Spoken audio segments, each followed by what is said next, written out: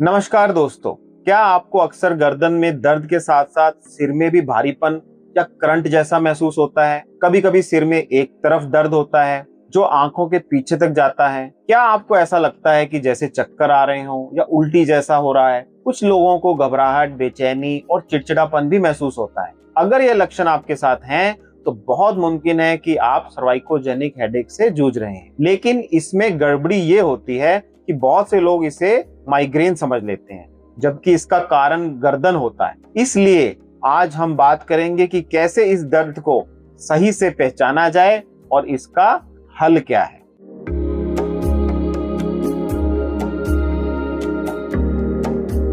तो दोस्तों, मैं हूं डॉक्टर दर्श गोयल, ऑर्थोपेडिक और जॉइंट रिप्लेसमेंट सर्जन।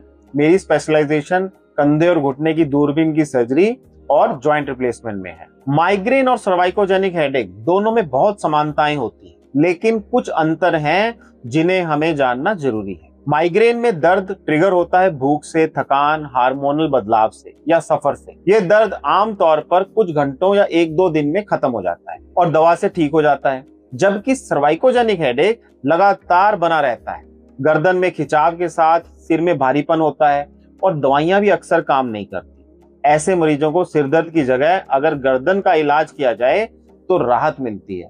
इसी फर्क को समझना बहुत जरूरी है ताकि हम सही दिशा में प्रॉपर इलाज कर सकें। आइए अब समझते हैं कि सर्वाइकोजेनिक हेडेक होता क्या है। हमारी रीढ़ की हड्डी में गर्दन का हिस्सा होता है जिसे हम सर्वाइकल रीजन बोलते हैं।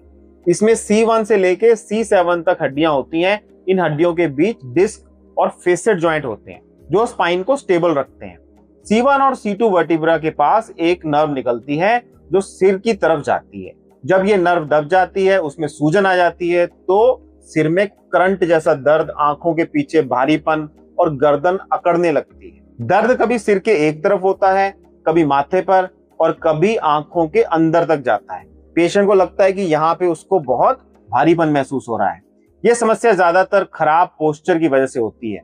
लंबे समय तक कंप्यूटर या मोबाइल पर झुके रहने से गर्दन पर दबाव पड़ता है और कई बार कार एक्सीडेंट या अचानक झटका लगने से भी गर्दन के जोड़ों पर असर पड़ता है। कुछ मरीजों में ये उम्र के साथ आने वाली हड्डियों की गिरावट यानी अर्थराइटिस की वजह से भी होता है। खासकर आजकल के लाइफस्टाइल में जब युवा लोग मोबाइल पर और लैपटॉप पर घंटों बैठे रहते हैं, ये परेशानी बहुत आम हो गई है। सही समय पर पहचान ना होने पर यह दर्द लंबे समय तक बना रह सकता है और पेशेंट की रोजमर्रा की जिंदगी में भी उसे परेशानी होती है। अगर आप सोच रहे हैं कि इसे पहचाने कैसे, तो कुछ सिंपल तरीके हैं जिससे हम ये पहचान सकते हैं। गर्दन के ऊपरी हिस्से, खासकर C1, C2 को दबाने पर अगर दर्द हो तो यह संकेत हो सकता है। गर्दन को एक तरफ झुकाने या घुमाने पर अगर शार्प पेन महसूस हो तो भी ये इसी तरफ इशारा करता है।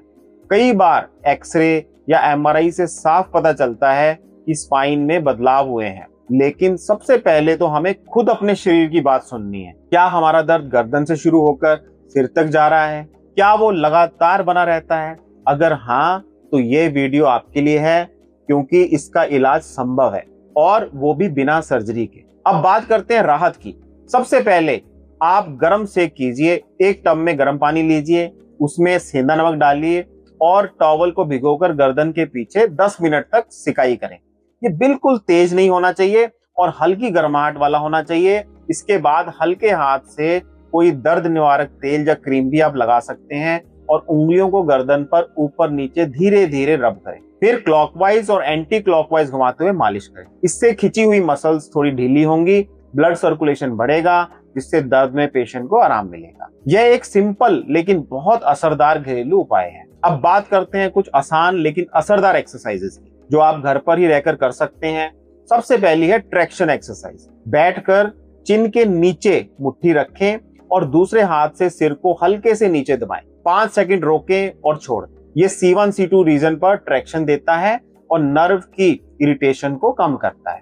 अगर बैठकर दिक्कत हो रही है तो आप इसे लेटकर भी कर सकते हैं। इसी के साथ आप टॉवल ट्रैक्शन भी कर सकते हैं।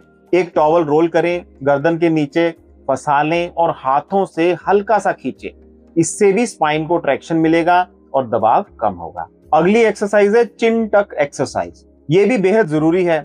2 उंगलियां चिन पर रखें और गर्दन के पीछे की ओर ले जाएं, मतलब डबल चिन बनाएं। 5 सेकंड रोकें, फिर रिलीज करें। इसे 15 से 20 बार करें। इससे गर्दन में मसल्स का जो स्ट्रेन है वो कम होता है और मसल्स में जो खिंचाव है उसमें भी आराम मिलता है। एक और वर्जन है टॉवल के साथ चिन टक करना। टॉवल सिर के पीछे रखें, आगे खींचें और गर्दन को पीछे धकेलें। ये रेजिस्टेंस एक्सरसाइज मसल को एक्टिव करती है। ये दोनों एक्सरसाइज गर्दन की पोजीशन ठीक करने में आपकी मदद करेंगी। अब बात करते हैं शोल्डर श्रग एक्सरसाइज की। ये भी बेहद असरदार एक्सरसाइज है। सीधे खड़े हो जाएं, कंधों को कानों तक ऊपर उठाइए, 5 सेकंड रोकिए और फिर नीचे छोड़ दीजिए।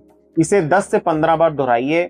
इससे गर्दन और कंधे के पास की मांसपेशियों में मजबूती मिलती है। साथ ही यह भी ध्यान रखें कि एक ही पोजीशन में ज्यादा देर तक ना बैठें। हर आधे घंटे में उठकर थोड़ा टहलें या हल्का मूवमेंट करें और मोबाइल हमेशा आंखों के लेवल पर ही रखें और गर्दन झुकाकर इस्तेमाल ना करें। एक बड़ा कॉमन क्वेश्चन पेशेंट पूछते हैं कि डॉक्टर साहब तकिया कितना मोटा होना चाहिए? तो तकिया ज्यादा ऊंचा या ज्यादा पतला दोनों ही नहीं होना चाहिए। मीडियम हाइट का और थोड़ा सपोर्टिंग तकिया हो ताकि आपकी गर्दन को सपोर्ट मिल सके। सबसे अच्छी बात यह है कि सर्वाइकोजेनिक हेडेक पूरी तरह से नॉन सर्जिकल कंडीशन है। आप अगर समय पर एक्सरसाइज करें, पोस्चर ठीक रखें और एक्सरसाइज पर भरोसा करें तो इसे पूरी तरह कंट्रोल किया जा सकता है। आपकी थोड़ी सी समझ और नियमित प्रयास से आपके सिर और गर्दन को फिर से हल्का और दर्दमुक्त बनाया जा सकता है। अगर ये वीडियो आपको अच्छा लगा तो इसको जरूर लाइक कीजिए और किसी को फायदा हो सकता है तो शेयर भी कीजिए। आपके मन में कोई भी सवाल हो तो नीचे कमेंट बॉक्स में जरूर लिखें। तब तक स्वस्थ रहें, मुस्कुराते रहिए। धन्यवाद।